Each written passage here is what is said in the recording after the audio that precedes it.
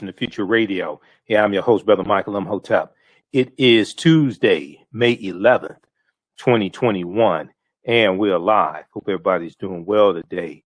Well, look, it's been a very, very busy day, and I'm preparing to teach my online course on Saturday, Ancient Kemet, the Moors, and the Maafa, Understanding the Transatlantic Slave Trade, what they didn't teach you in school. So you'll hear more about that. On yesterday's show, we talked about the Stoner Rebellion of 1739 that started September 9th, 1739, and it led to the Negro Act of 1740 in South Carolina. The Negro Act was signed into law on May 10th, 1740 in South Carolina, and that's going to lead to the Sundry Moor Act, of 1790 in South Carolina, dealing with the Sundry Moors. Well, May 28th is the anniversary of the signing of the Indian Removal Act of 1830, which pushed the Choctaw, Chickasaw, Creek, Cherokee, and Seminole Indians off their land in southeastern United States, Georgia, Tennessee, Alabama, North Carolina, and Florida, that area. It was approximately 100,000 of them forced off their land, and they go over 1,000 miles out west into Oklahoma on what is known as the Trail of Tears. Now, many people have heard of that story of the Trail of Tears, but a lot of people did not know that there were Africans on the Trail of Tears as well, because the Choctaw, Chickasaw, Creek, Cherokee, and Seminole Indians all owned African slaves as well. Okay, so there was a big article from CNN.com from what was it, Sunday, May 9th, 2021. Native Americans weren't alone on the Trail of Tears. Enslaved Africans were too. Native Americans weren't alone on the Trail of Tears. Enslaved Africans were too. So we're going to talk some about this history today. And then this ties into the history of Black Wall Street in Tulsa, Oklahoma, the Greenwood District in Tulsa, Oklahoma. We know that June 1st is the 100th anniversary of the Tulsa Race Massacre. And, a lot of times people say that it was North Tulsa, the Greenwood District, where African Americans lived because of segregation. Many people say, okay, that was an all-black town. Well, it was predominantly African American because you had Creek Indians who lived in North Tulsa also.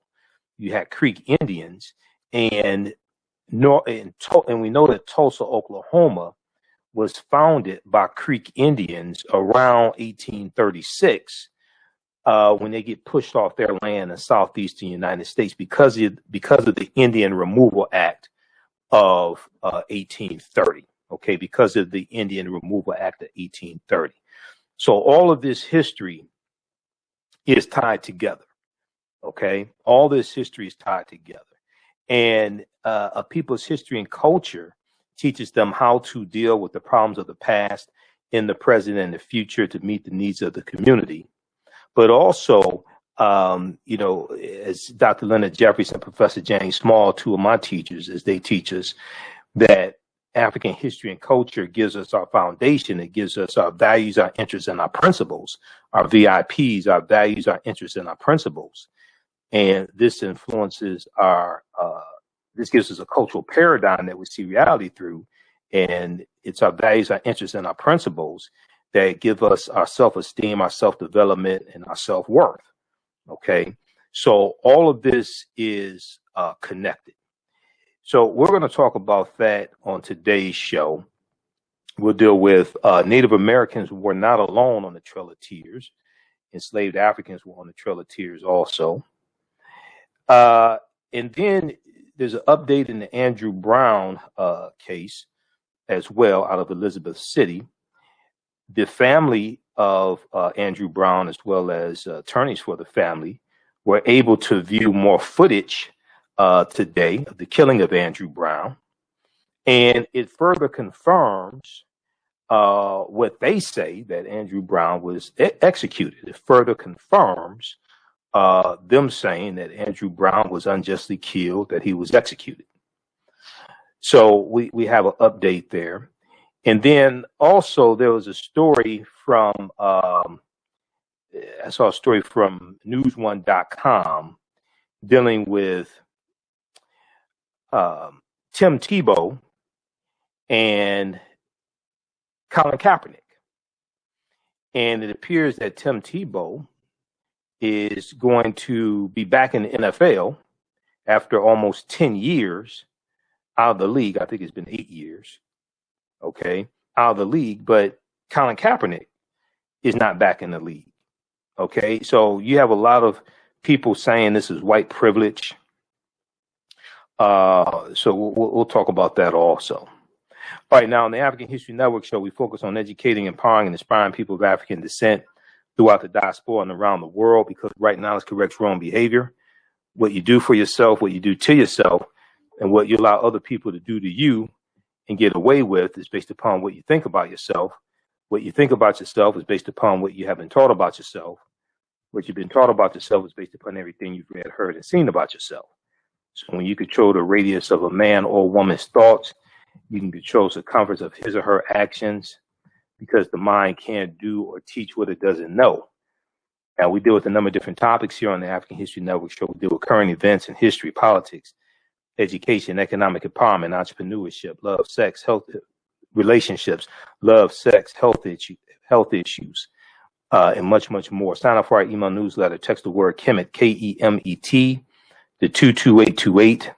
To sign up for our email newsletter, text the word Kemet, Kemet, to 22828. To sign up for our email newsletter, also visit our website, AfricanHistoryNetwork.com, AfricanHistoryNetwork.com.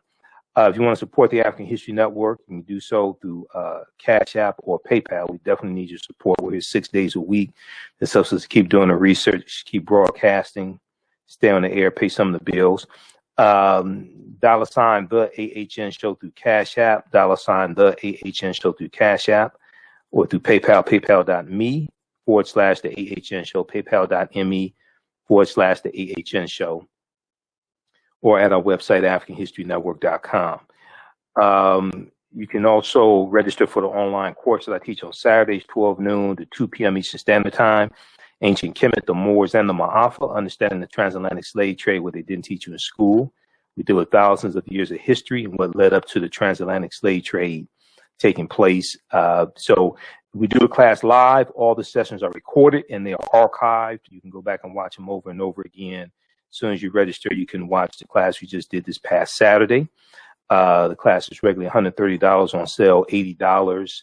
I do a PowerPoint presentation. We have video clips, book references, articles. You're going to learn a lot. We just posted the link here, so you can register for that. As soon as you register, you can start watching the content. All right, we're coming up here on the break. You listen to the African History Network show right here on 910 a.m. the Superstation and Future Radio. I'm Michael Imhotep. We'll be back in a few minutes. Hi, I'm Joel Wilson, President and CEO of JCW Computer Consulting, LLC, a technology implementation firm with over 20 years of satisfying customers. We offer a full spectrum of industry top-tier branded services. We are an authorized partner or reseller for Lenovo, Zoom, T-Mobile, Microsoft 365 and Surface tablets, Google Workspace, Acer, Asus, Samsung, PCmatic security software, and many more. Our online store features laptops, Chromebooks, computers, printers, accessories, and software. Businesses, take advantage of our free 1-hour Zoom tech consultation and know we offer top nationwide high-speed internet service providers, voice over IP, and cellular phone services. Home users, don't miss our current in-stock Chromebook inventory. Please visit us at jcwcc.com or call 215-879-6701. With blackbusinesstee.com, the messages are clear and meaningful. Keep your business in the black and out of the red. Mind your black business, know your numbers, and plan strategically. Black business boss, lead your industry. Support black business, encourage, patronize, and uplift one another. BlackBusinessT.com currently has products sold in Detroit, Atlanta, Chicago, and Los Angeles, with proceeds returned to the black community. They have a wide selection of hoodies, t-shirts, mugs, hats, sweatshirts that support black-owned businesses. Visit the website blackbusinesstee.com. That's blackbusinesstee.com. Welcome back to the African History Network show right here on 910 AM, the Superstation of Future Radio. I'm your host, Brother Michael Imhotep. It is Tuesday, May 11th, 2021, and we are live. All right. So right before the break, we were talking about some of the topics we're going to discuss today. And I talked about the Trail of Tears. This really ties into history. You know, what you do for yourself, what you do to yourself, and what you allow other people to do to you and get away with is based upon what you think about yourself. What you think about yourself is based upon what you've been taught about yourself. What you've been taught about yourself is based upon everything you've read, heard, and seen about yourself. And history tells you history tells you what happened and how you got to this point where you are today. And it gives you some idea of what you need to do to get to where you want to go. But you have to understand the history, the laws and policies that were put in place that got you to the point where you are today. Okay, so if we look at this dealing with the Trail of Tears, okay, and this ties into the Indian Removal Act of 1830, as well as the Choctaw, Chickasaw, Creek, Cherokee, and Seminole Indians, okay. I want to look at, there was an article here from CNN.com, and I'm going to pull this back up. Okay, there's an article from CNN.com. Native Americans weren't alone on the Trail of Tears. Native Americans weren't alone on the Trail of Tears. Enslaved Africans were too. Now, this article is from May 9th, 2021. We're going to pull it up here on the screen share. And May 30th, now you're going to see some commemorations of the signing of the Trail of Tears. I was reading about that today among the Choctaw Native Americans, because May 28th is the anniversary of the signing of the Indian Removal Act, which was signed May 28th, 1830. Okay, so this article is from Nicole Chavez for CNN.com. Now, and actually in the article, they show the intersection of Greenwood Avenue and Archer in 1917. So this is a few years before the attack in 1921.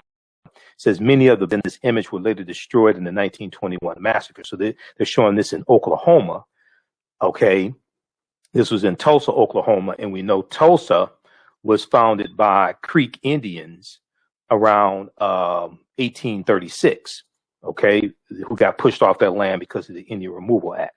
Tulsa, Oklahoma was founded by Creek Indians around 1836. And the word Tulsa comes from the Creek Indian word Talasi. The word Tulsa comes from the Creek Indian word Talasi. Okay, so you can't get away from this history when you study the language, when you study the history. This ties into African people. This ties into Native Americans. All right. Let me flip over here, trying to pull up this article. Just 1 second here. Okay. So it talks about an author named Elena E. Roberts. Elena Roberts is African American. And it says, hold on a second, let me flip back over to it. So it says, when Elena Roberts started piecing her family's history together, she made a surprising discovery that changed what it meant to be a Black American or what it meant to be African American. Her father's ancestors in Oklahoma were once enslaved by Native Americans. Now, more people are finding about this history today, and we know it was heavily among the Choctaw, Chickasaw, Creek, Cherokee, and Seminole Indians. Now, nearly a century before Tulsa's Greenwood district became a beacon of Black prosperity, in the 1920s, Native American tribes or Native American nations and thousands of enslaved African people arrived in the state of Oklahoma. Now, Oklahoma becomes a state in the Union in 1907. Before that, it's a territory in the Union. Okay, and this also ties into the history of the Louisiana Purchase of 1803, because the U.S. is going to get about 828,000 square miles of land in the Louisiana Purchase from France. The French, Napoleon Bonaparte, they get the behinds kicked by the Haitians during the Haitian Revolution, and the France is trying to raise money, so they sell the land here that they stole from Native Americans, and they sell that to another thief called the United States of America. So the U.S. is going to carve out about 15 states, 15 territories, 15 states out of the land that they get from Louisiana, from the Louisiana Purchase. And the land that they get from the Louisiana Purchase is going to double the size of the United States, and is going to increase the need now for more enslaved Africans to work the land in the territories where they're going to have slavery.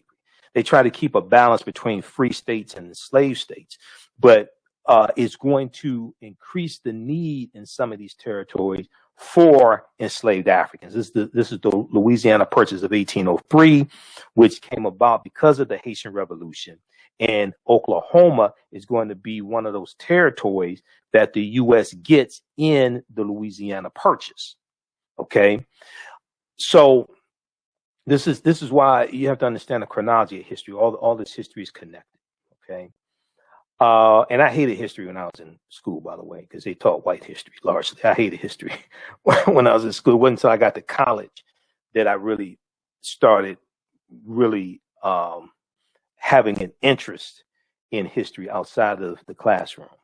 Now, members of the 5 tribes, or what are also known as the 5 civilized tribes of Native Americans, because they took on the ways of white people. We'll talk about that in just a minute. The Chickasaw, Cherokee, Choctaw, Creek, and Seminole Native American nations. Members of these 5 tribes have been forced out of their homelands in the deep South. Okay, Georgia and Tennessee, Alabama, North Carolina, and Florida, leading to the exodus known as the Trail of Tears. Now, Elena E. Roberts says owning slaves or owning African slaves was a part of their strategy to assimilate into American society, and it allowed them to be seen as different from other Native American people and as more civilized. Okay, now Elena Roberts is an associate professor of history at the University of Pittsburgh. Now, Elena Roberts, and here's a picture of her.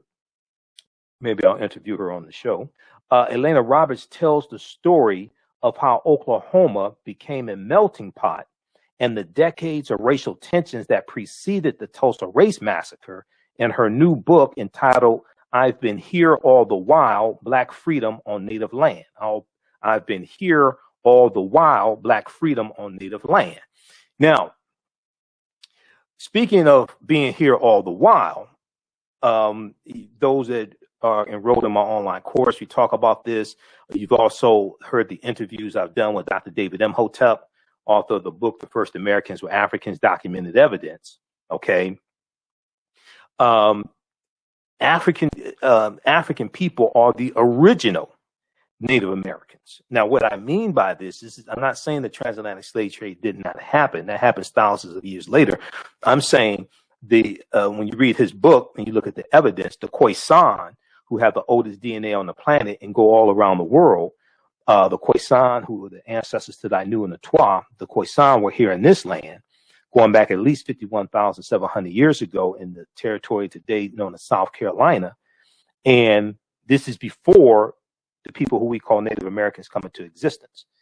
And, you know, we're making voyages from Africa to from here back and forth. So this was our land stolen from us a number of times. So we have to understand this. Yes, the transatlantic slave trade happened. You want to understand the chronology of thousands of years of history leading up to the transatlantic slave trade starting in 1441 with the Portuguese going into Mauritania. But just because African people had been here for tens of thousands of years, that does not mean that hundreds of thousands were still not brought to this land. You can go back to 1526 with the Spanish taking Africans into the territory called South Carolina. This is before the British colonies were set up starting in 1607 in Virginia. Okay, so we have to understand this chronology of history. All right, how's everybody doing? 313-778-7600 is the call-in number if you have a question or comment. 313-778-7600 is the call-in number if you have a quick question or comment. And then also, if you want to support the African History Network, $ the AHN Show through Cash App, $ the AHN Show through Cash App, also through PayPal, paypal.me/the AHN Show. All right, let's continue here. So, Elena E. Roberts, Associate Professor of History at the University of Pittsburgh, is the author of the book, I've Been Here All the While, Black Freedom on Native Land. And she tells the story of how Oklahoma became a melting pot and the decades of racial tensions that preceded the Tulsa Race Massacre that began January 1st, 1921. And you have the events May 30th and May 31st of 1921 that precipitated the race massacre. Now, for Elena E. Roberts, the 1921 Tulsa Race Massacre is only a portion of the complicated history of African American, Native American, and white people, European Americans in Oklahoma. After the Civil War is 1861 to 1865, these five Native American nations signed a treaty with the United States government abolishing slavery, because many of these Native American nations wanted to hold on to their African slaves after the Civil War ended. Okay. And they said basically they didn't have to give up their slaves because they were sovereign nations. All right. So yeah, the Civil War ended, but we still want to keep our slaves. Now, the other thing that's important to understand is that all five nations of what are known as the five civilized tribes of Native Americans, all five of them fought on behalf of the South during the Civil War, okay, because they wanted to maintain slavery. Okay, so all five of them fought on behalf of the South during the Civil War as well. Okay, now they're going to sign the Indian treaties of 1866 with the U.S. government, and they're going to get, territory. And what happens is they're going to be put on Indian reservations. Okay, they're going to be put on Indian reservations. The reason why is because prior to the Civil War, they were on Indian territories. They had Indian territories, and what's going to happen is because they when they signed these treaties for these Indian territories prior to the Civil War, there were clauses in those treaties that stated that they could never take up arms against the Union. Well, these treaties most likely were in English, and a lot of them didn't speak English. So when they fought on behalf of the South in the Civil War, and we know the South seceded from the Union, starting with South Carolina, December 20th, 1860, they committed treason against the Union. This violated the treaty. So the Indian territories are going to be taken back. They're going to be put on Indian reservations. All right. So all this history is connected. Now, after the Civil War, the 5 tribes signed a treaty with the U.S. government abolishing slavery. Those formerly enslaved by the tribes known as freedmen, black freedmen. So you hear them referred to as freedmen or freed people.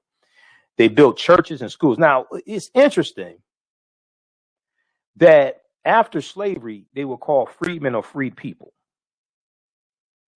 Notice how many of us say we're descendants of slaves, not descendants of former slaves or descendants of freed people, descendants of black freedmen, descendants of black freed people. Because after, like when you look at the Freedmen's Bank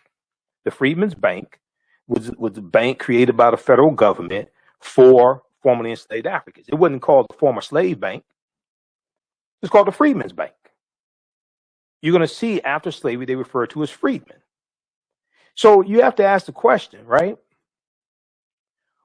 Why do we put our ancestors back into a state that they were freed from? Why do we put our ancestors back into a state of slavery that they were freed from? When you go study during Reconstruction, they're referred to as freedmen. So why do we keep putting them back into a state that they were freed from? Maybe it's because we think like slaves. Just a thought.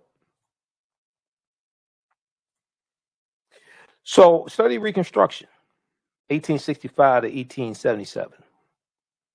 So those formerly enslaved by the tribes known as freedmen or freed people built churches and schools. They also acquired land, built businesses, built communities.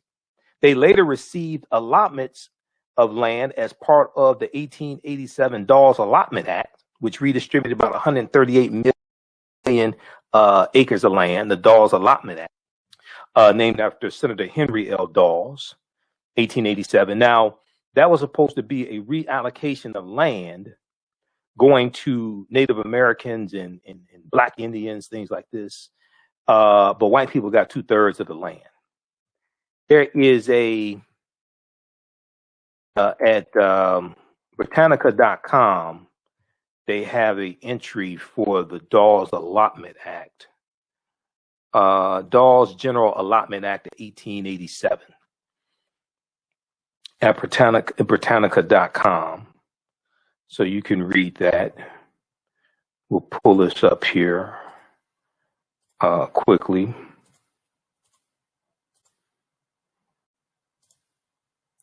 Dawes General Allotment Act, 1887. February 8th, 1887, U.S. law providing for the distribution of Indian reservation land among individual Native Americans with the aim of creating responsible farmers in the white man's image. It was sponsored in several sessions of Congress by Senator Henry L. Dawes of Massachusetts. It was finally enacted in February 1887, okay? And let's see, the original supporters of the act were genuinely interested in the welfare of Native Americans, but there were not enough votes in Congress to pass it until it was amended. Okay, scroll down. There's more. Okay, the fifth, 138 million acres of land. And white people ended up getting 2/3 of this land also. This is where you get the concept of a $5 Indian from. And this was like a census, kind of like a census that had to be taken. And to get your name added to this Dawes roll to be allocated land, you had to anglicize your name. Take on an English name, anglicize your name.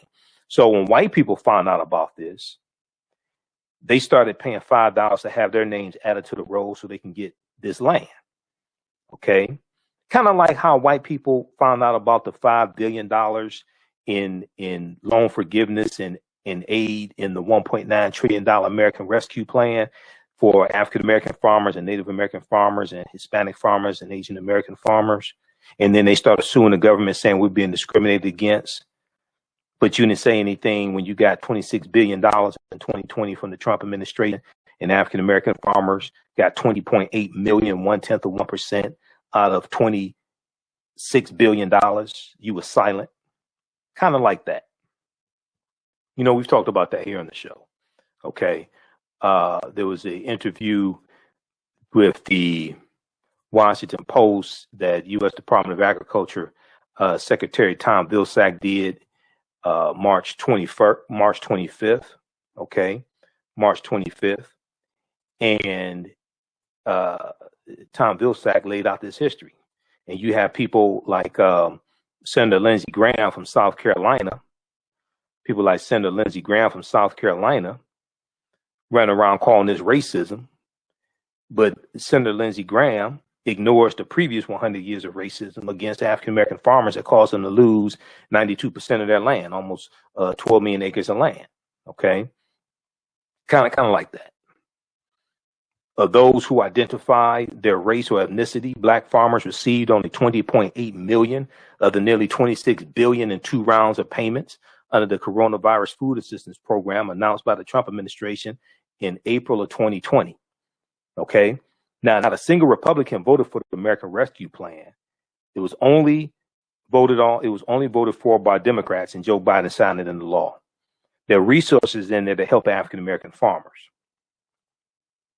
This is something that Senator Tim Scott, when he delivered his rebuttal, the GOP rebuttal to Joe Biden's speech to a joint session of Congress, Wednesday, April 28th, 2021. When this is one of the things that Senator Tim Scott was talking about when he said it's backwards to use discriminatory policies to address discrimination. This is one of the things he was talking about, because many Republicans are saying this is racism. They ignore the previous years of history of racism. They ignore that, and they call this racism. So let's continue. How's everybody doing? All right, I want to go back to the article from CNN. So they later received land allotments as part of the 1887 Dawes Allotment Act, which dismantled indigenous reservations and redistributed the land. Some were granted tribal citizenship, but many were not. Now, Elena Roberts' great-great-grandmother was among the thousands of African-American women and men once held in bondage by the Chickasaw Native American tribe, who received land allotments. Her family has now lived in the state of Oklahoma for generations. Now, African Americans began building wealth and founded all black towns. And Oklahoma was probably the state with the most all black towns. If it didn't have the most, it was one of the states with the most all black towns. By late 19th century, Oklahoma attracted people of all races who saw it as an opportunity for a fresh start, land ownership, and prosperity, but soon it became a hotbed for racial tensions. Now, oil is going to be discovered in the early 1900s in Oklahoma, and this is going to cause people of all races to come in, but especially African Americans, because we saw it as a land of opportunity where we could work and acquire land and be independent. Now, Elena Roberts recently spoke with CNN about her book, The Quest for Land and Freedom in the Years Leading to the Tulsa Race Massacre, and how learning about Oklahoma's past changed her views on race. Okay, so they have an excerpt of the interview here. You can check that out. She was asked, it can be hard to talk about this period of history because of how complex it is and because it involves several communities of color. What would you tell people who prefer to avoid this complicated conversation, like many Republicans? Many Republicans don't want to talk about this history and don't want to talk about racism and slavery and things like this. Elena E. Roberts said, it's certainly difficult. It's not the happy narrative that we sometimes want to think about. I think that if we want to come together today and form interracial coalitions, like last year's Black Lives Matter protests, and how people of different races have come together to fight against anti-Asian hatred in a powerful and honest way, we need to acknowledge the past and the issues that we've had there. Well, we need to acknowledge the past regardless, whether you have interracial coalitions or what have you. And even the abolitionist movement, you know, you had a lot of African-American abolitionists, you know, during slavery, but you had white abolitionists also working alongside African-American abolitionists as well. So even if you don't have interracial coalitions, we need to understand this history. America needs a massive history lesson. Americans are very ignorant of history. She was asked a question: in the case of the formerly enslaved African Americans, they had a chance to leave Oklahoma after emancipation, and as you mentioned in the book, blend as African Americans in the United States territories, but many stayed, including your great grandmother. Why? So Elena Roberts said, I argue that it's really the land and the communities that they built within these Indian nations that ends up being more important to them than political rights. So instead of going to the United States and joining this congressional action that is happening right after the Civil War with Republicans, they decided to stay in tribal nations where they don't necessarily have all the rights. For my ancestors in Chickasaw Nation, they don't have rights as citizens at all, but being able to really stay together with their communities and being able to own land is more important to them. Because, see, even when you go back and look at Special Field Order number 15, known as 40 Acres and a Mule, the goal there, that came about, General William T. Sherman had a meeting with African-American leaders, most of them ministers, and in early 1865. And he asked them, he said, look, Civil War is coming to an end. These 4 million enslaved African people are going to be set free. What is it that your people need to be free? What is it that your people need to be independent? They unanimously said land. So the Special Field Order number 15, also known as 40 Acres and a Mule, was an allocation of 400,000 acres of coastal land in South Carolina, Florida, and Georgia. South Carolina, Florida, and Georgia. It wasn't all the land, and it wasn't land in all the South. It was coastal land in South Carolina, Florida, and Georgia.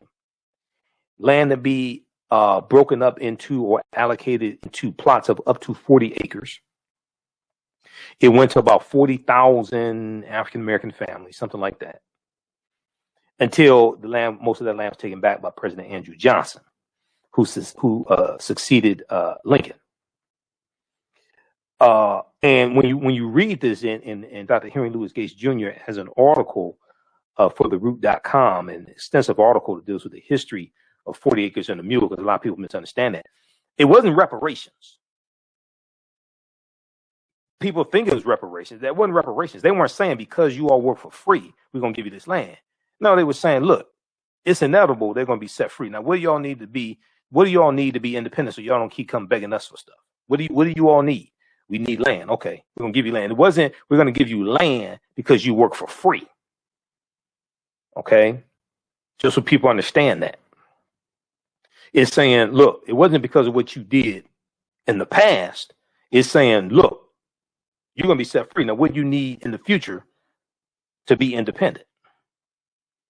And then also when you study it, it was also supposed to be like an independent nation where we governed ourselves as well. We'll pull up this article quickly here.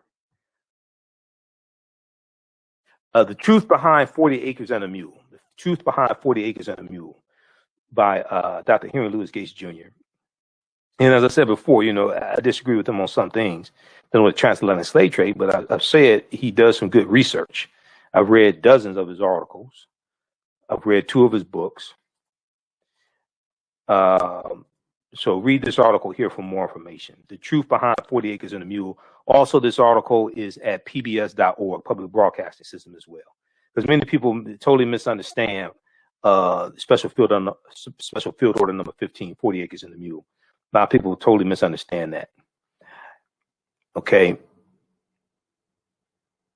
All right, so read that. Shakita, I want to go to clip one.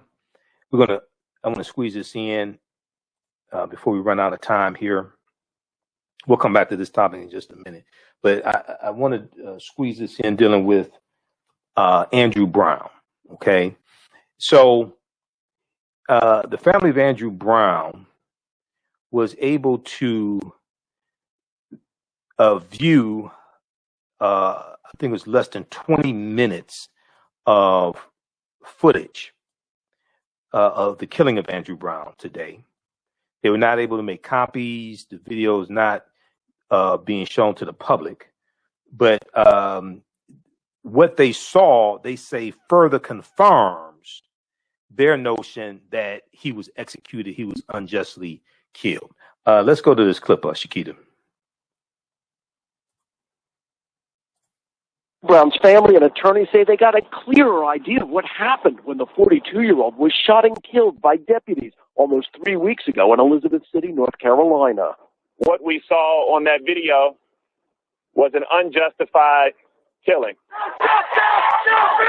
Following days of protests, a judge ordered the sheriff to allow the family and their attorney to view 18 minutes and 40 seconds of the 118 minutes of video recorded by deputies that day. We were able to see Mr. Brown sitting in his vehicle as he was ambushed and as the sheriff's office made their way to his residence.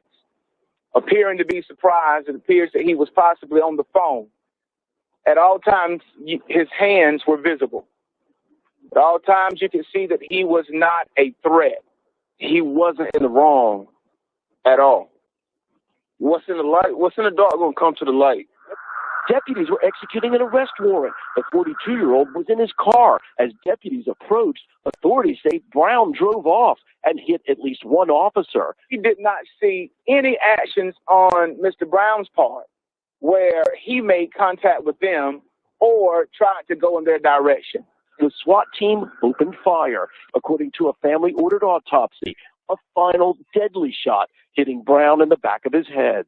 In court 2 weeks ago, a lawyer representing the deputies said they were justified. We believe that the shooting was justified.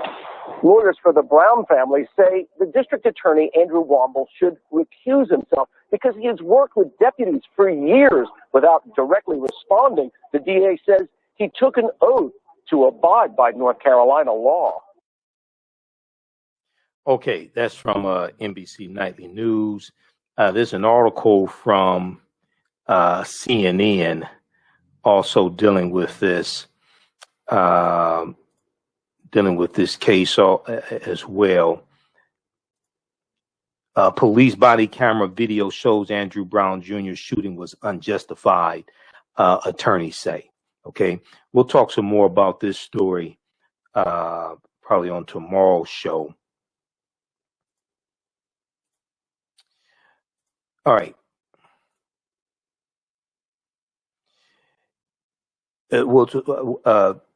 Chance Lynch, who's one of the Brown family attorneys, said he and the family were able to watch 6 videos.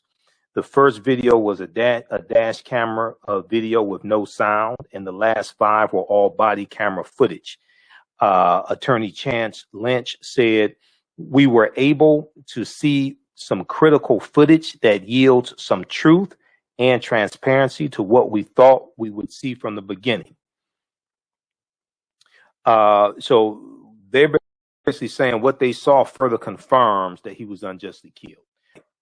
So read this article also from CNN.com. Okay, those watching on our Facebook fan page, The African History Network, The African History Network, and my YouTube channel, Michael Imhotep, IMHOTEP, keep watching. We're going to go for a few more minutes, and we'll talk about Tim Tebow and Colin Kaepernick. You can support the African History Network, $ the AHN Show through Cash App and through PayPal, paypal.me/the AHN Show. Be sure to register for my online course on Saturdays, 12 noon to 2 p.m. Eastern Standard Time.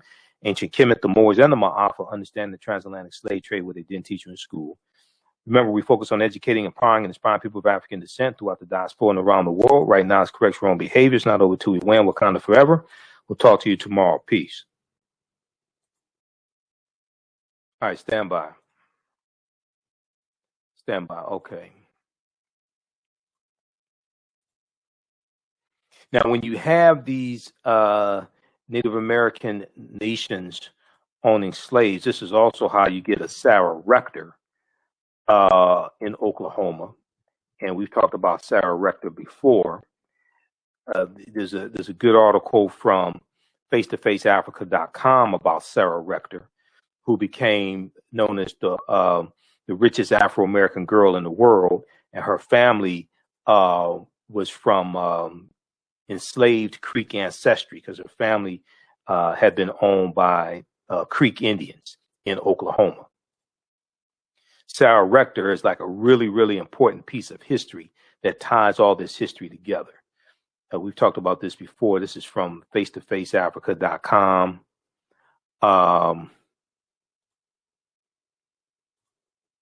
Meet Sarah Rector, the 12-year-old who became America's youngest black millionaire in 1913.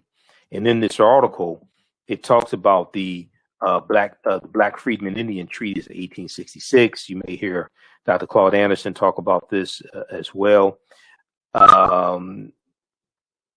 Sarah Rector was born in Indian Territory on March 3rd, 1902. According to sources, he was considered colored, though not African American. Her parents were owned by Creek Indians before the Civil War.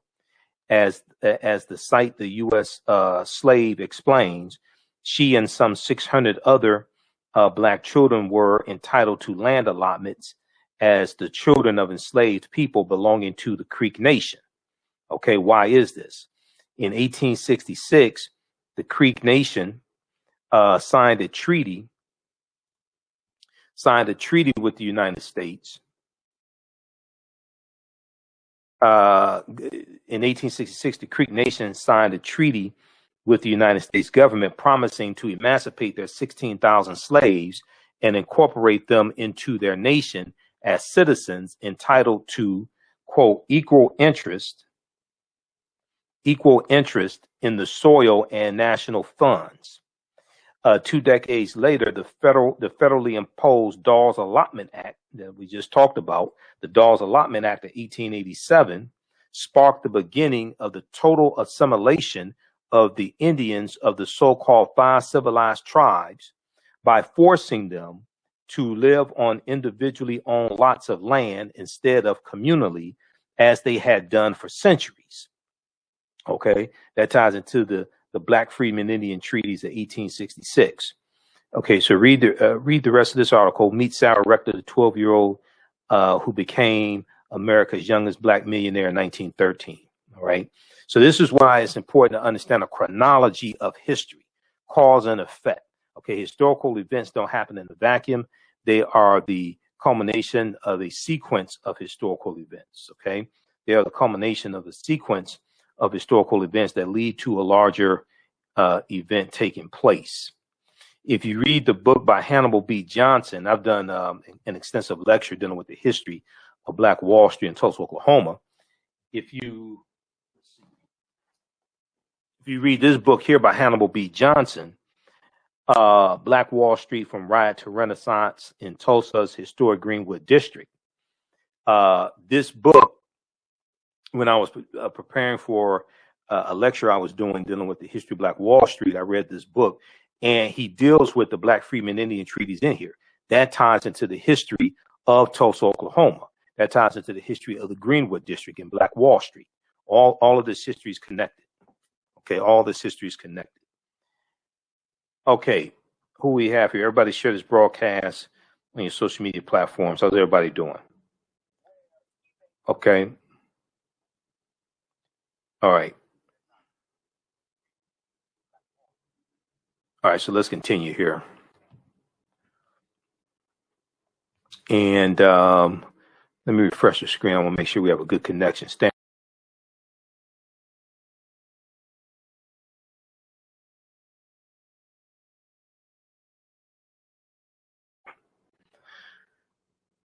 All right. So we're going to continue. I want to continue this discussion. There's a little more information dealing with the Trail of Tears that I want to get to. There was an article from Smithsonian Institute we'll look at briefly. Then there's also some good information from history.com dealing with the Trail of Tears. Okay, we'll look at that here in just a minute. You're watching the African History Network show. If you want to advertise with the African History Network, email us at AHNshow@AfricanHistoryNetwork.com, AHNshow@AfricanHistoryNetwork.com. Okay, or you can email us at TheAHNshow@gmail.com. All right, we'll be back in a few minutes. Gain knowledge in minutes from insightful summaries of progressive and socially conscious books. Blacklisted gives you access to curated content that'll satisfy your curiosity to learn and understand different perspectives.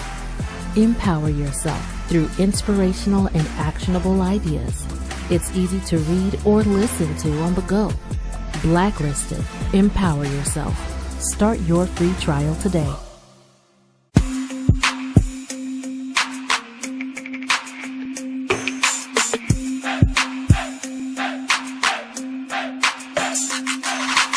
Are you getting ready for fall or winter? We have the solution for all seasonal clothing needs. Kemeticwear.com is the go-to online source for Kemetic African fashion and lifestyle products with a contemporary twist.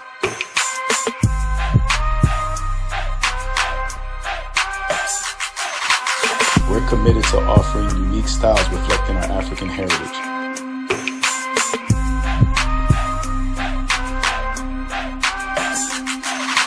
Kemeticwear.com is inspired by KemeticScribes.com to influence our people in learning and showing pride. Please visit our website at Kemeticwear.com.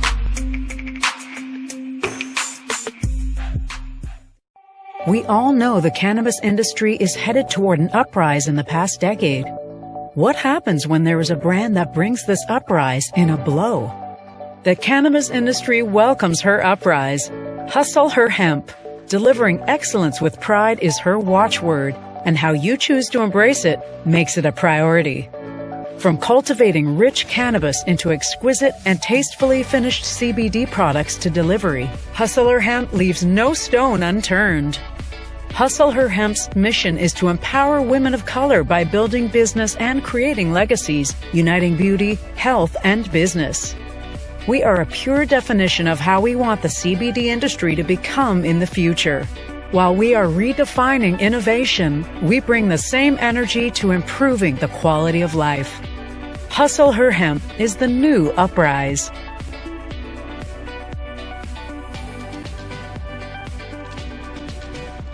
Hi, I'm Joel Wilson, President and CEO of JCW Computer Consulting LLC, a technology implementation firm with over 20 years of satisfying customers. We offer a full spectrum of industry top-tier branded services. We are an authorized partner or reseller for Lenovo, Zoom, T-Mobile, Microsoft 365 and Surface tablets, Google Workspace, Acer, Asus, Samsung, PCmatic security software, and many more. Our online store features laptops, Chromebooks, computers, printers, accessories, and software. Businesses, take advantage of our free 1-hour Zoom tech consultation and know we offer top nationwide high-speed internet service providers, voice over IP, and cellular phone services. Home users, don't miss our current in-stock Chromebook inventory. Please visit us at jcwcc.com or call 215-879-6701. Welcome back to the African History Network show. Okay. All right, let's continue here. Briefly dealing with the Trail of Tears. So we talked about Sarah Rector, we talked about the article from CNN also. Very quickly here, I want to, there's a good piece from history.com dealing with the Trail of Tears. And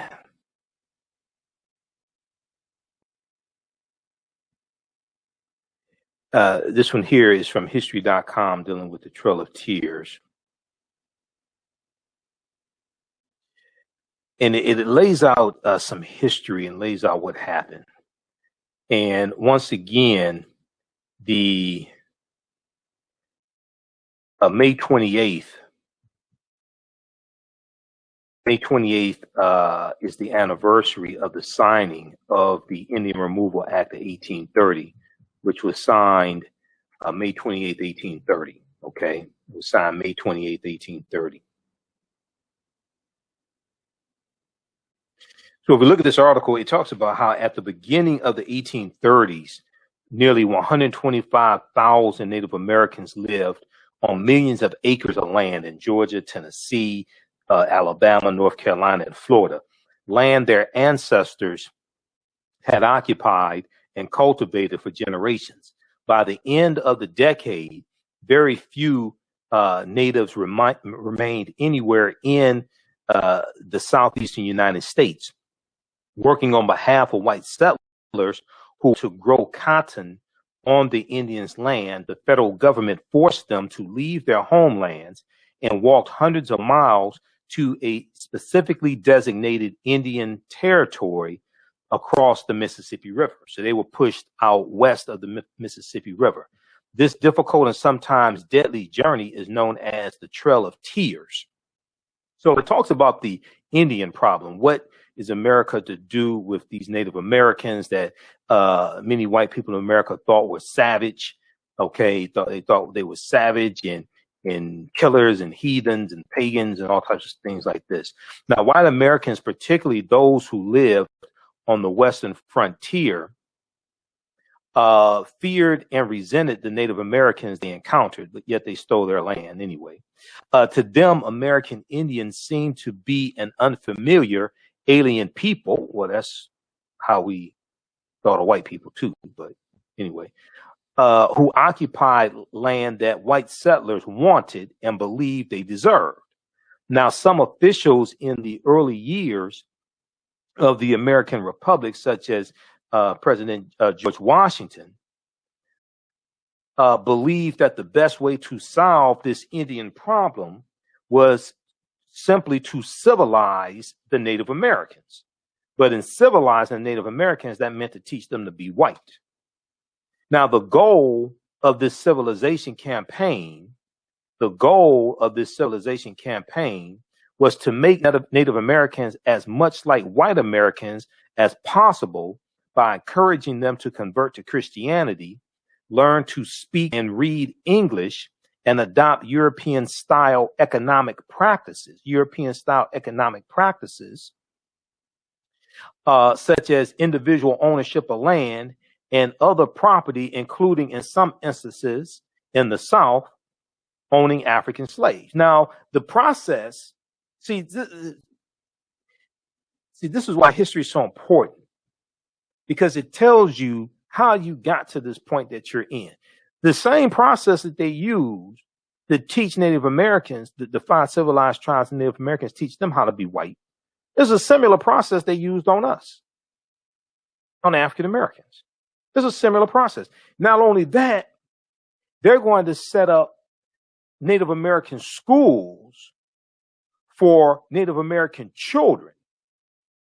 And these were boarding schools. And these schools were designed to teach Native American children how to be white. The most famous school is called the Carlisle School. And at these schools, these boarding schools, they were forbidden to speak their Native American languages. Okay, I'm gonna see if we got. There's an article on this that I read. I think it's from history.com. Government boarding schools. Okay. They were forbidden to speak their Native American language. They were forbidden to wear their traditional clothing. They had they were given white names or English names, white English names, Christian names, things like this. They had to cut their hair. They couldn't wear the traditional Native American hairstyles. This article right here breaks down this history. Government boarding schools once separated Native American children from families. Government boarding schools once separated Native American children from families. Once they returned home, Native American children struggled to relate to their families after being taught that it was wrong to speak their language or practice their religion. So what Europeans were doing was causing a divide between the elders and the parents, causing a divide between them, the previous generation, and the children, and you're infecting the children, teaching them how to be white. This is what's taking place. Okay? So if you look at that tactic that was used to attack Native American children, then you look at negative corporate controlled hip hop, which is used to brainwash and to infect the brain and psyche of African American children and brainwash them. And it's used as a tool of destruction as well. You see a similar process. You see a similar process. This is why you have to understand history. See, a people's history and culture teaches them how to deal with the problems of the past in the present and the future to meet the needs of the community. It also teaches you how to defend yourself against these attacks, because this stuff repeats itself. It may not repeat itself exactly, but it rhymes. It may not repeat itself exactly, but it rhymes. So if you understand history, you can change the trajectory of the future. But you have to understand how to perceive these attacks coming towards you. If you understand history, you can see these attacks coming. This is why in 2016, months before the presidential election, I was warning our people about Donald Trump. I saw the attacks that were coming because I understood Richard Nixon and I understood George Wallace. And everything I said turned out to be true.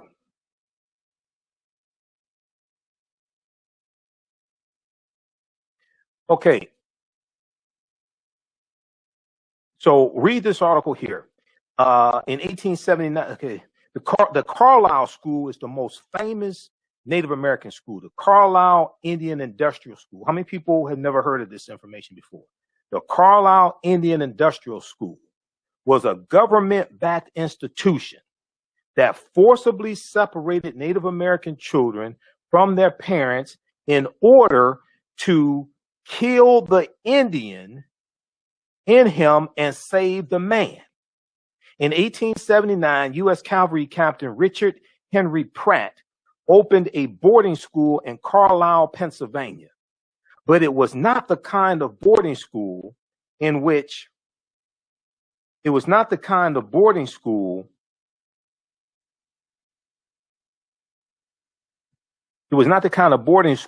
rich parents send their children to.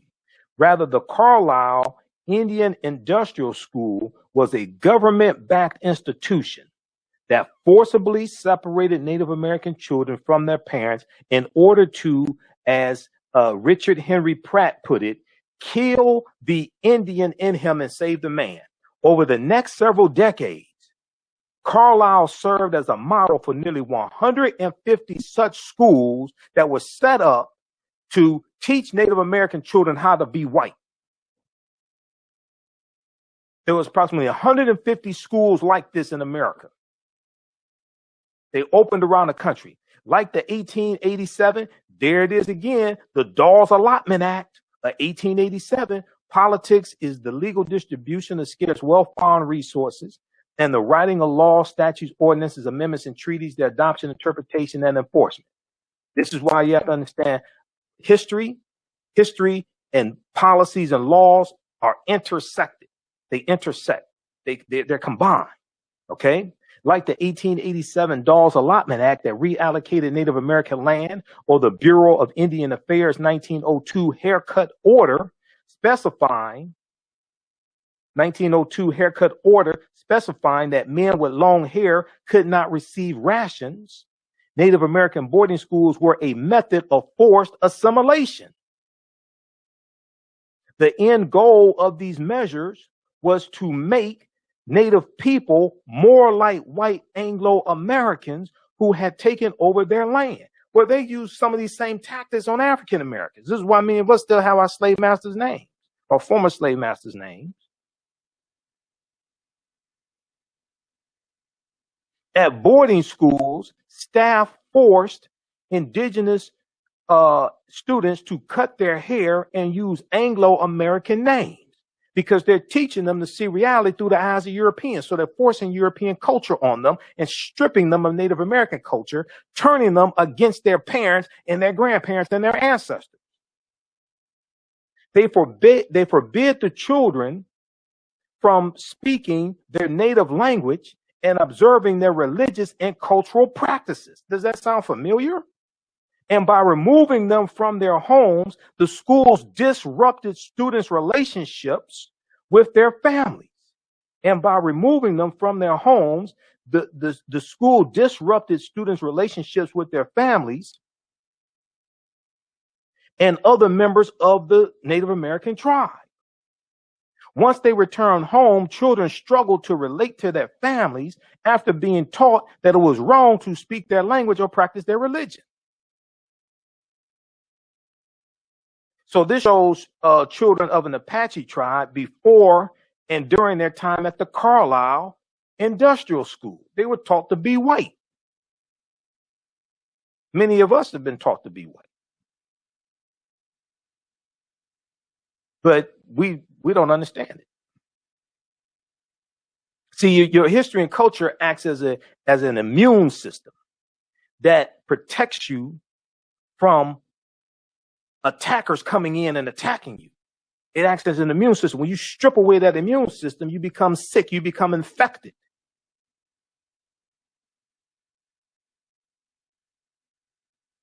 So read this full article here. I don't have time to get into it. I only have so much energy and so much time. Read the rest of this article.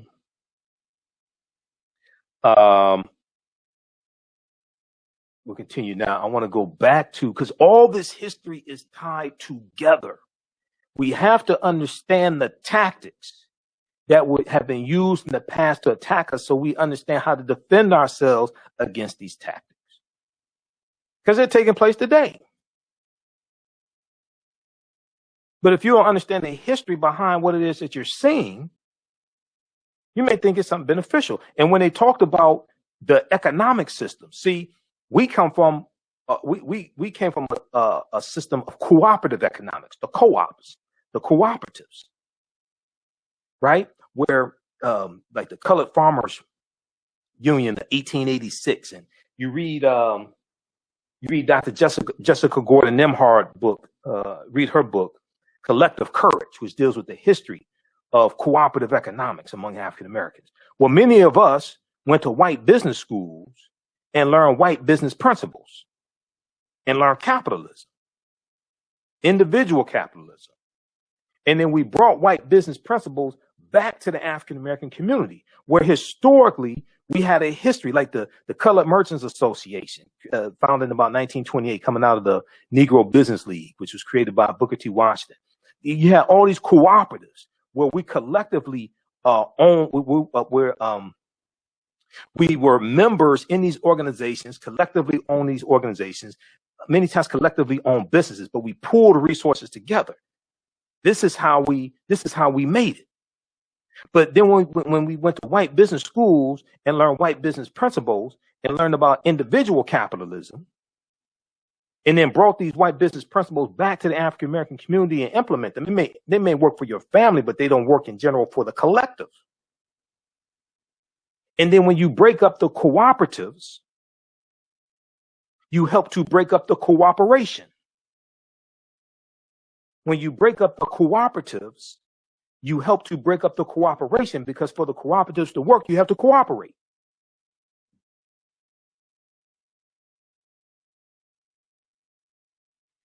All right. So let me see something here. Okay. So let's go back to this one here, dealing with the Trail of Tears from history.com, Trail of Tears. Now, this is some of the type of information also that we deal with in the online course that I teach, Ancient Kemet, the Moors, and the Maafa, Understanding the Transatlantic Slave Trade with a didn't teach in school. But we deal with thousands of years of history. In this, it's a 9-week, 18-hour, it's a 9-week online course that I teach Saturdays, 12 noon to 2 p.m. Eastern Standard Time. We'll post the link again so you can register for the class. So next class is Saturday, May 15th. Okay, so the goal of this civilization campaign to civilize Native Americans was to make Native Americans as much like white Americans as possible by encouraging them to convert to Christianity, learn to speak English, learn to speak and read English, and adopt European style economic practices, such as the individual ownership of land and other property. Other property included owning slaves in the South. Now, in the southeastern United States, many Choctaw, Chickasaw, Seminole, Creek, and Cherokee people embraced these customs, these white customs, and became known as the 5 civilized tribes of Native Americans. The 5 civilized tribes of Native Americans. Okay. But their land located in parts of Georgia, Alabama, California, Florida, and Tennessee was valuable, and it grew to be more coveted as white settlers flooded the region. Many of these white people yearned to make their fortunes by growing cotton, and they did not care how civilized their native neighbors were. They wanted that land, and they would do almost anything to get it, including killing them for it. They stole lives. They burned and looted houses and towns, committed mass murder among Native Americans, and squatted on land that did not belong to them. This is white people doing this. This is Europeans here in this country doing this to Native Americans. And some Native Americans were African people also, because we intermixed into these populations. And see, going back to the first Americans were Africans, documented evidence by Dr. David Imhotep. And I'll probably have them teach another session of the class. I'll probably have them speak to my class as well this time around. When you just so you know, when you register for the online course, you get to you will have access to the class I taught in February and March, and he was one of the guest speakers in the class when I taught in February and March. So you'll be able to watch that. It's exclusive content. Okay, you'll be able to watch that. Also, Sister Nubia Wardford, who's a cultural anthropologist, she spoke to my class as well. You'll be able to watch that also. We dealt with the African queens at antiquity in ancient Africa. So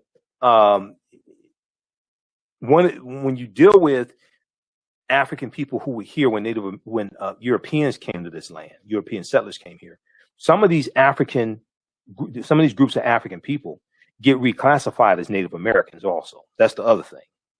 Okay, that's the other part of history that gets left out. This is why 1619, even though 1619 is an important year, I mean, it's like we were here for thousands of years before 1619. This is one of the problems with the 1619 project. It does not deal with the history of African people in this land going back thousands of years. Okay, now this is the book I was looking for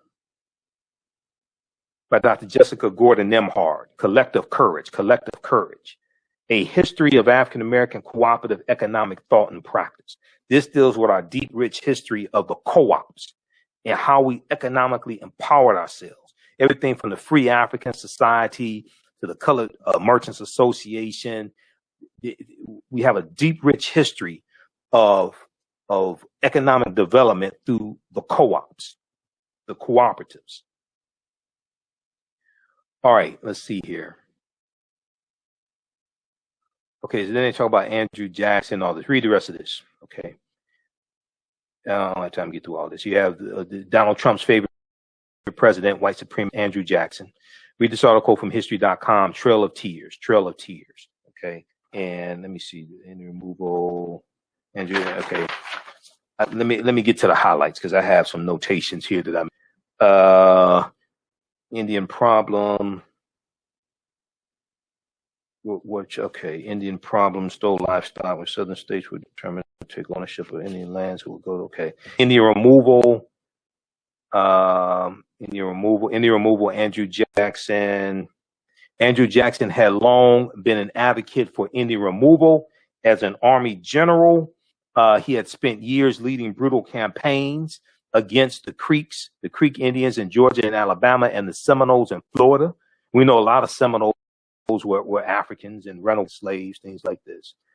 The Seminoles in Florida, campaigns that resulted in the transfer of hundreds of thousands of acres of land from Indian nations to white farmers. So Florida was Spanish territory up until about 1821. And one of the reasons why the U.S. wanted that land in Florida is because a lot of African slaves were running into Florida, living with Native Americans. Okay, because Florida was free territory. It was Spanish territory.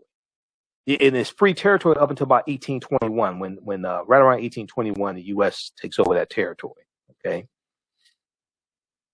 All right. This is a deep history. This is why you have to understand the chronology of history.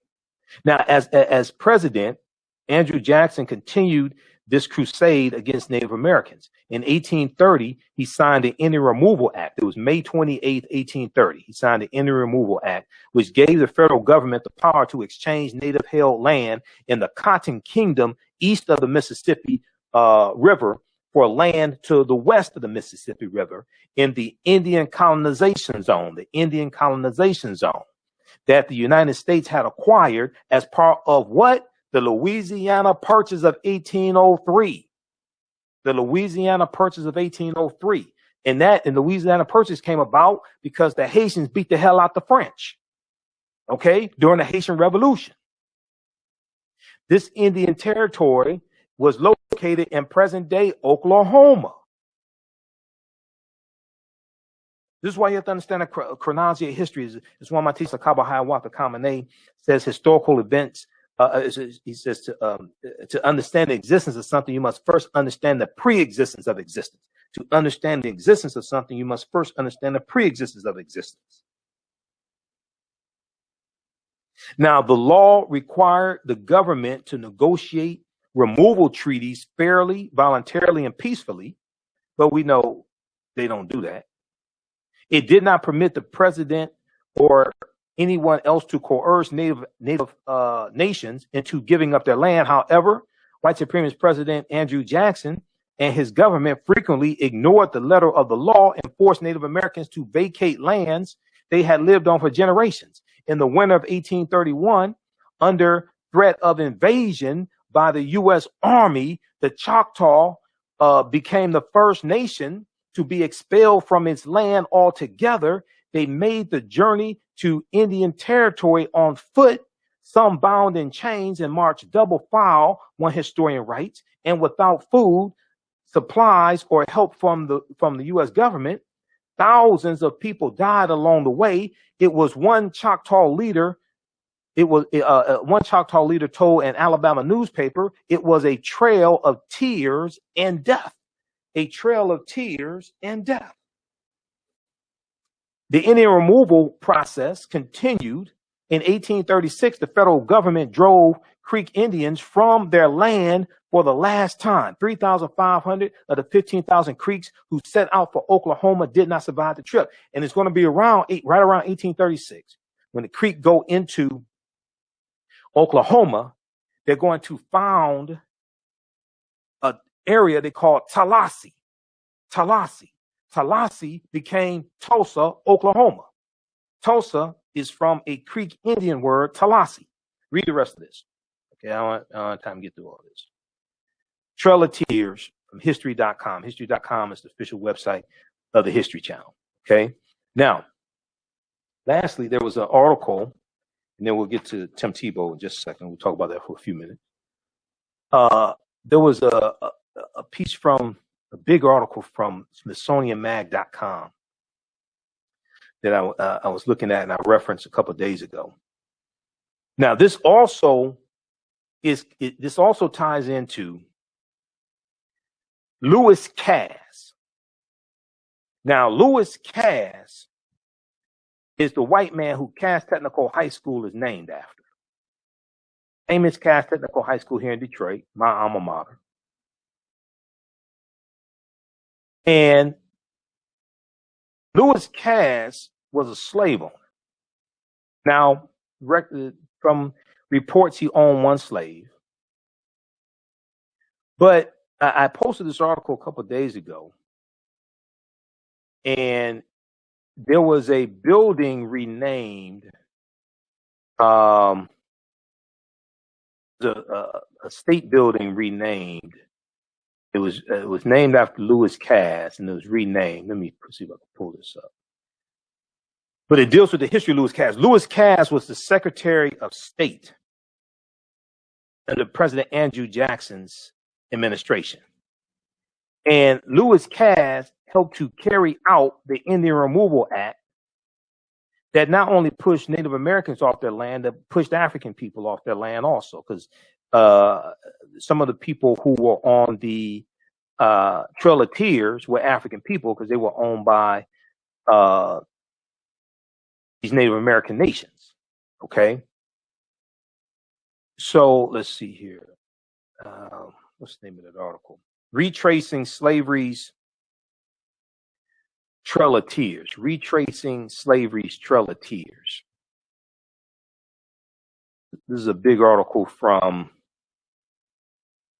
the SmithsonianMag.com from the Smithsonian Institute.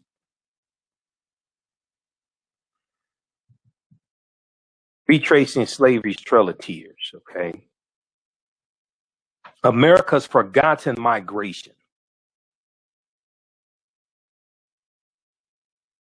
Now, I want people to understand. People who understand their history and respect themselves don't name their institutions after their oppressors. They don't name their institutions after the oppressors that helped carry out genocide against their own people. They don't name their institutions after people who helped kill their ancestors. They name their institutions after people who helped to liberate them, not keep them oppressed. This is why Cass Technical High School, the name needs to be changed. Why the hell would you have a school named after a white supremacist like Lewis Cass? That makes no sense. But some of us gain prestige and gain self-esteem from closer proximity to white supremacy. Retracing Slavery's Trail of Tears. Retracing Slavery's Trail of Tears. This is from SmithsonianMag.com, Smithsonian Institute, their website, their magazine. America's Forgotten Migration. The journey of 1 million African Americans from the tobacco South to the cotton South. Okay, and it talks about the forced migration of African Americans, African people, African slaves as well. This one here. I don't have time to get deep into this. We may do a separate. We may do something separate on this, but check out this article. This is, I think maybe about 15, 20 pages, something like that. This article. Let me go to, very quickly here. Let me go to page 5. Just a second. Okay. Slave Trail of Tears. The Slave Trail of Tears is the great, what is that? The Slave Trail of Tears is the great missing migration, 1,000-mile long river of people, all of them black or African, reaching from Virginia. During the 50 years before the Civil War starts in 1861, about 1 million enslaved people moved from Upper South, Virginia, Maryland, Kentucky, to Deep South, Louisiana, Mississippi, Alabama. They were made to go, deported, you could say, having been sold. This forced resettlement was 20 times larger than Andrew Jackson's Indian removal campaigns of the 1830s, even though there were Africans then also on the Trail of Tears, that one in the 1830s. About a third of those people with the Native Americans, about a third of them, somewhere around that, were African slaves. And now I've heard some people say some of them were servants or whatever. Okay. All right. That makes you feel better and sleep better at night. This forced resettlement was 20 times larger than Andrew Jackson's Indian removal campaigns of the 1830s, which gave rise to the original Trail of Tears as it drove tribes of Native Americans out of Georgia, Mississippi, and Alabama. It was bigger than the immigration of Jews into the United States during the 19th century, when some 500,000 arrived from Russia and Eastern Europe. Okay? It was bigger than the wagon train migration to the West, beloved of American lore. This movement lasted longer and grabbed up more people than any other migration in North America before 1900. Okay, this is about a million, because you know the Great Migration of 1915 to 1970, you have between 6 to 7 million African Americans migrating out of the South, up north, and out west. The drama of a million individuals going so far from their homes changed the country, changed the United States. It gave the Deep South a character it retains to this day, and it changed the slaves themselves, traumatizing uncountable families. But until recently, the slave trail was buried in memory. The story of the masses who trekked 1,000 miles from the tobacco South to the cotton South sometimes vanished in an economic tale, one about the invention of the cotton gin, which is around 1793, and the rise of King Cotton. It sometimes sank into a political story, something to do with the Louisiana Purchase of 1803 and the first Southwest, the young states of Alabama, Mississippi, Louisiana, and Texas. Historians know about the slave trail during the last 10 years, a number of them. Edward Baptist, he's a Facebook friend of mine, Edward Baptist, historian Edward Baptist, Stephen Dale, Robert Mestad, Walter Johnson, Joshua Rothman, Calvin Schermerhorn, Michael Tadman, and others have been writing the million-person migration back into view. Okay, so read to this. This is a long article here. This is from Smithsonian Mag, Retracing Slavery's Trail of Tears. Retracing Slavery's Trail of Tears. This happens after the this happens after the Trail of Tears in the 1830s. And this is a Trail of Tears of 1 million. This is a journey of 1 million African Americans from the tobacco South to the cotton South.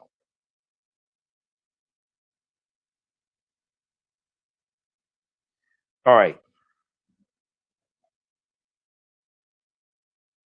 Okay, so check that out. We'll post this link here.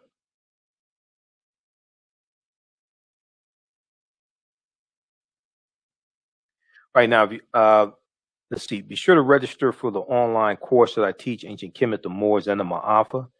Understand the transatlantic slave trade, what they didn't teach you in school. We deal with thousands of years of history. And we do what led up to the transatlantic slave trade taking place. I do a PowerPoint presentation. We have articles, like some of the articles I shared here. It's about 50 articles that I do within a class, something like that. So it's like some really deep articles. Video clips, book references, everything. Okay, we do the classes live on Saturdays, 12 noon to 2 p.m. Eastern Standard Time, and then all the sessions are recorded also, so you can watch it over and over again. Ancient Kemet, the Moors, and the Maafa, understand the transatlantic slave trade, what they didn't teach you in school. Okay. So check that out. Now, lastly, I want to deal with this last topic here. And let me see how much time we have, because I really feel like doing this tomorrow. This deals with Colin Kaepernick and white privilege, and Tim Tebow and white privilege, okay? Let me set this up. Okay, we'll squeeze this in here, talk about this for a couple of minutes. You're watching the African History Network show, and we'll be back in a few minutes. Stand by.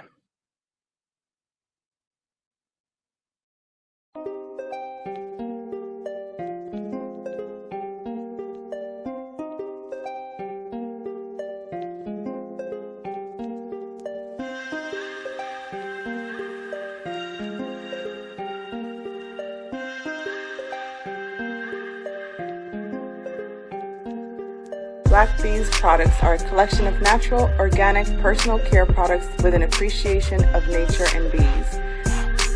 Our philosophy is without bees, we have nothing.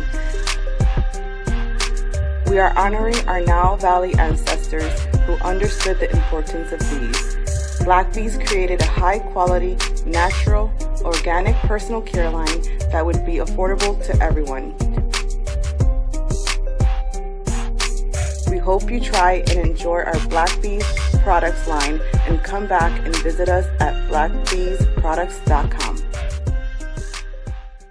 Digital Dandelion's Technical Solutions works with businesses like yours to create an operations manual for your business, which is something many businesses don't have.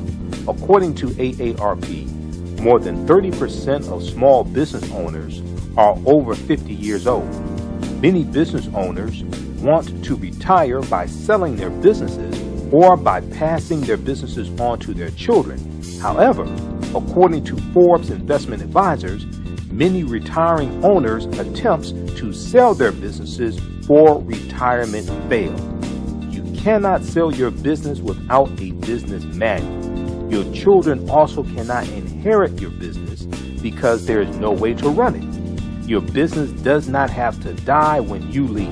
Their business Bible products will give you the tools you need for a thriving business that can make you money even after you retire. Are you looking at increasing your business's annual revenue? Digital Dandelions can help you make at least $100,000 in annual revenue and expand your business. Speak with them today about solidifying your business. Visit digitaldandelions.com today and get a free 30-minute consultation. All right, welcome back to the African History Network show. Okay, African American business owners, email us at African History, AHNshow at AfricanHistoryNetwork.com, AHNshow at AfricanHistoryNetwork.com, or email us at TheAHNshow@gmail.com to find out how to advertise with us. So I saw this story here from news1.com, and I think also the Rio had a story about this as well. And this is dealing with Tim Tebow, former NFL quarterback, Tim Tebow. Let me see. Hold on just a second here. Let me refresh the screen just a second. Stand by.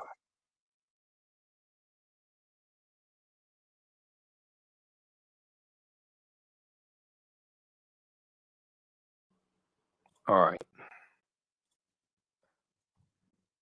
So I saw this story from news1.com, and this deals with Tim Tebow. And it appears Tim Tebow is going to be back in the NFL. And a lot of people are calling this white privilege because Colin Kaepernick is still being banned. He's still left out. Okay. Let's see here. White privilege, NFL style, Tim Tebow's return to football before Colin Kaepernick sparks outrage. Critics once said Kaepernick's kneeling was a disrespectful distraction, Tim Tebow has been celebrated for it. Okay, critics once said Colin Kaepernick's kneeling was a disrespectful distraction. Tim Tebow has been celebrated for kneeling. Now, here's a picture of Tim Tebow kneeling, Colin Kaepernick. So the expected signing of white former NFL player Tim Tebow, who has not played pro football, in nearly a decade, and was widely regarded as a failure during his time in the league, has renewed outrage over the apparent refusal to give Colin Kaepernick a second chance on the gridiron. Okay. An apparent refusal to give Colin Kaepernick a second chance on the gridiron. Now, Kaepernick hasn't played since about 2016. Okay. But he was better. He was a better quarterback on his worst day than Tim Tebow ever was. Now,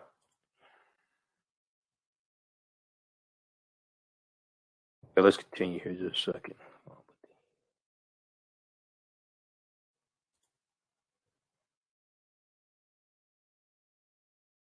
All right, let's continue.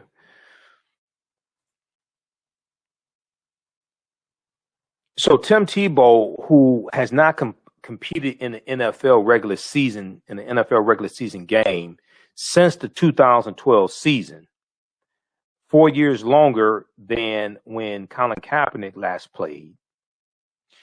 Tim Tebow was reportedly going to sign a 1-year contract with his hometown Jacksonville Jaguars to play tight end. I was just tight end. That's right, tight end, not quarterback. I was thinking of tight end. A position he has never played before. I think Tim Tebow was a quarterback. Just say, I thought Tim Tebow was a quarterback. Yeah, he was a quarterback. Playing tight end, a position he's never played before. That's right. I remember him playing quarterback. It wasn't a good one, but yeah, he had more hype off the field. Thinking back to when he played, he had more hype off the field than he did on the field for his, how well he played. So Tim Tebow, who was a quarterback and has never played tight end before, he's being signed to a 1-year contract with his hometown Jacksonville Jaguars to play tight end, a position he has never played before on any level of competition. Now, that report stood in stark contrast to the deafening silence surrounding Colin Kaepernick and his return to the league, which is likely to never happen for political and non-athletic reasons. Now, Ian Rappaport posted on Twitter, from NFL Now, Tim Tebow is expected to sign with the Jaguars. He's back with a chance to make the team and help their locker room. Very interesting. Let me flip over here. This is in the article from news1.com.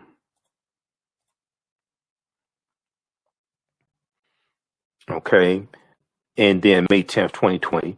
Now, that report stood in stark contrast to the deafening silence surrounding Colin Kaepernick and his return to the league,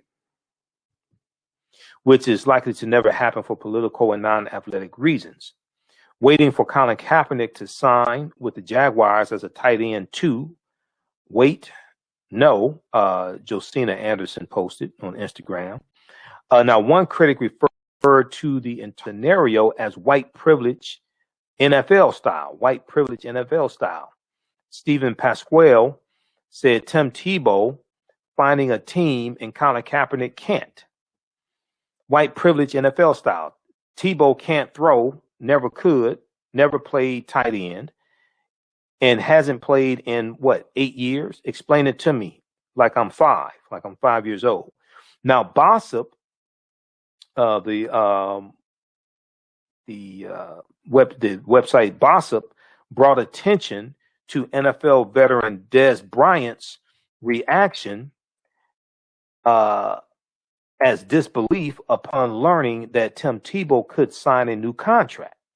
Dez Bryant, who is currently a free agent, said, quote, understands how hard it is to get on a team and stay on a team, end quote, even with talent, Bossip wrote.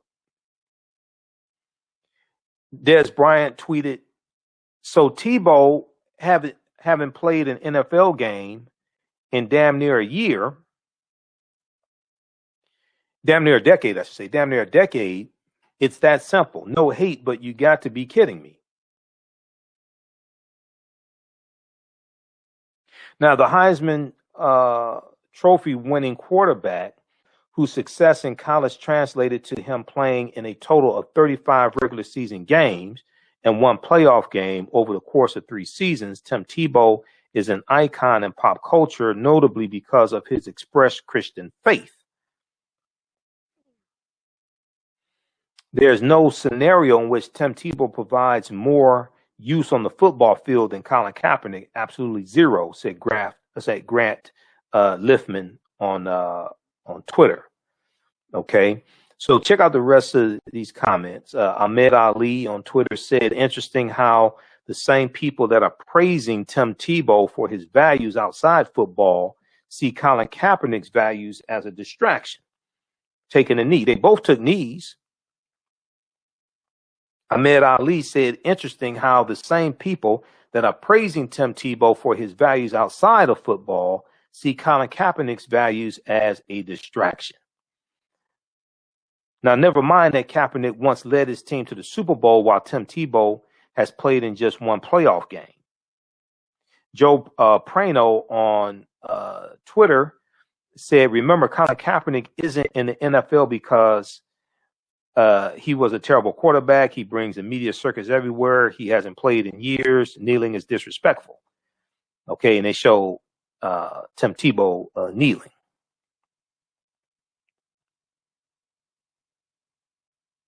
Now, the most notable contrast between Tim Tebow and Colin Kaepernick, their demonstrative kneeling. Tim Tebow was celebrated for his kneeling, while which became a cultural trend known as Tebowing, as people mimicked the quarterback's moment of prayer. See, he was celebrated because of his Christian faith and kneeling and praying. And Colin Kaepernick was vilified for taking the knee, which came from the military, because it was former Green Bay Packer Nate Boyer. I think he played for the Green Bay Packers. Nate Boyer, who met with Colin Kaepernick, and he's the one who gave Kaepernick the idea to take a knee, because at first Kaepernick was sitting on the bench. He is the one who gave Colin Kaepernick the idea to take a knee, because taking a knee comes from the military and it's a sign of respect.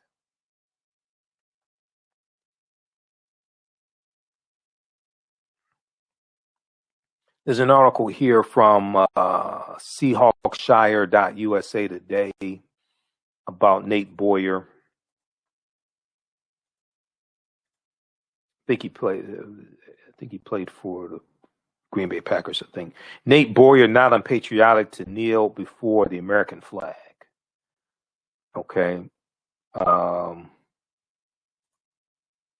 Seattle Seahawks, played for the Seattle Seahawks. He was a Green Beret and played for the Seattle Seahawks. Former Seattle Seahawks long snapper and United States Army Green Beret Nate Boyer expressed his thoughts about the American flag and its reaction to NFL player protest Sunday on Twitter. Now, this is an old article. This is from, June 15, 2020. Yeah, June 15, 2020, this article. But Nate Boyer was the one who gave Colin Kaepernick the idea to take a knee. In 2016, when Colin Kaepernick initially sat down During the playing of the national anthem, the white national anthem, before games, Nate Boyer advised him to kneel instead of sit to show respect to the United States military while simultaneously protesting police brutality and racial inequality. Okay, so read the rest of this article here.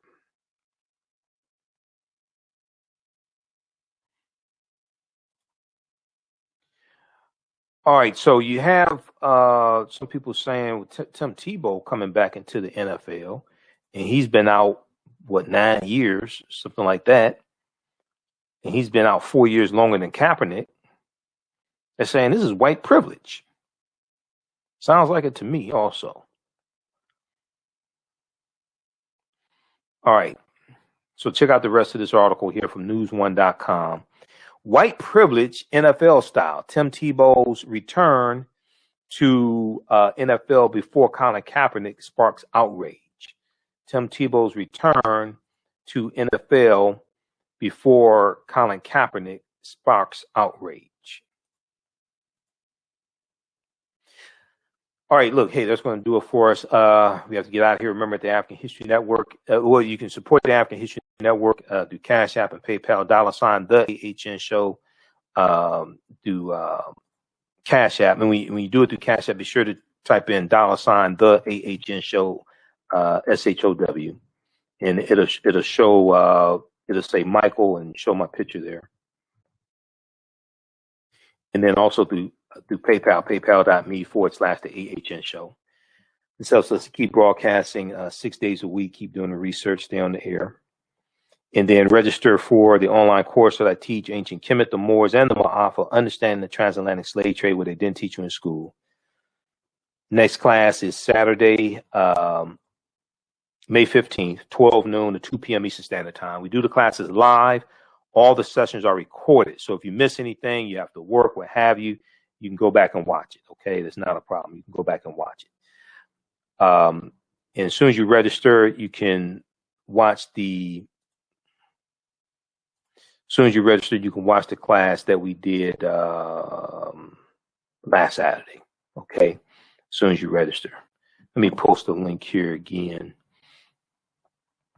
So it's a 9-week online course that I teach. We do thousands of years of history. Even after the course is over with, you'll still have access to view the course also.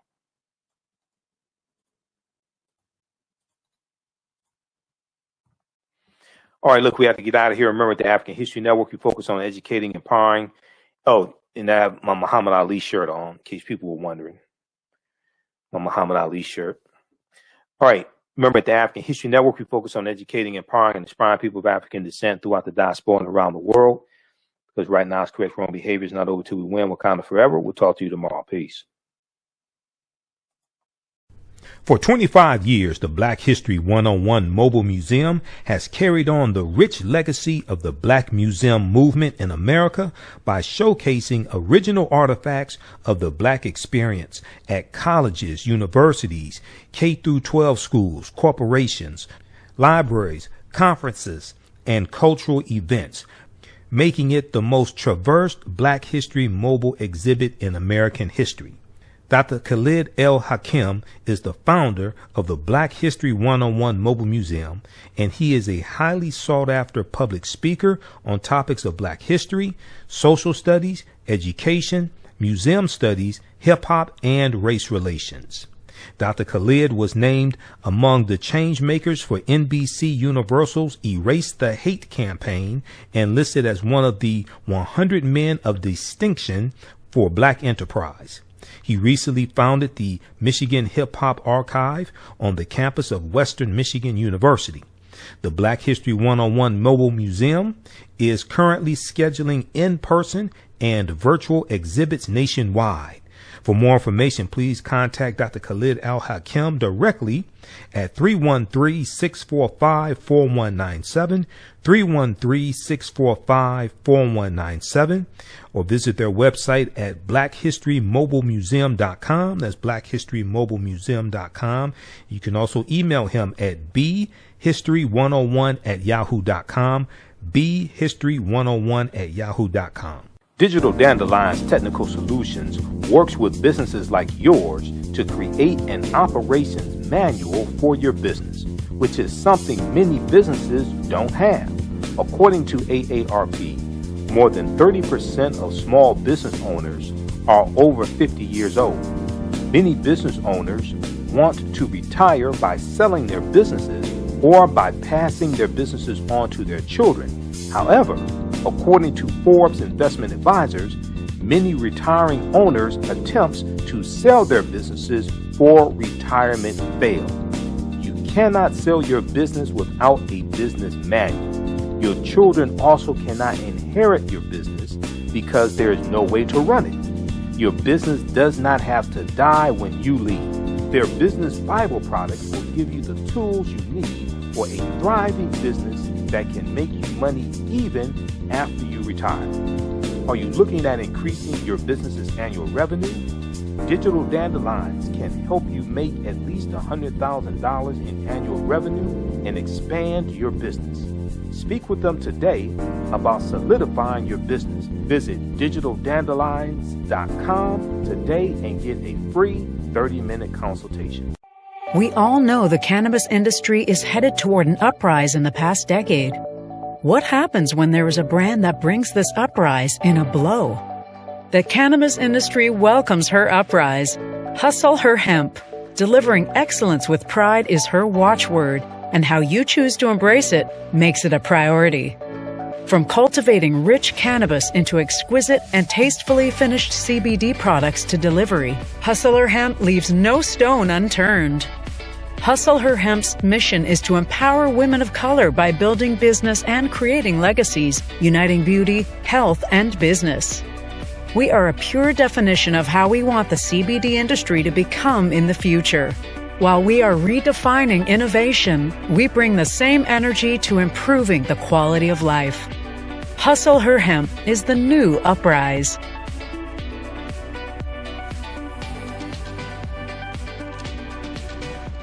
Hi, I'm Joel Wilson, President and CEO of JCW Computer Consulting LLC, a technology implementation firm with over 20 years of satisfying customers. We offer a full spectrum of industry top-tier branded services. We are an authorized partner or reseller for Lenovo, Zoom, T-Mobile, Microsoft 365 and Surface tablets, Google Workspace, Acer, Asus, Samsung, PCmatic security software, and many more. Our online store features laptops, Chromebooks, computers, printers, accessories, and software. Businesses, take advantage of our free 1-hour Zoom tech consultation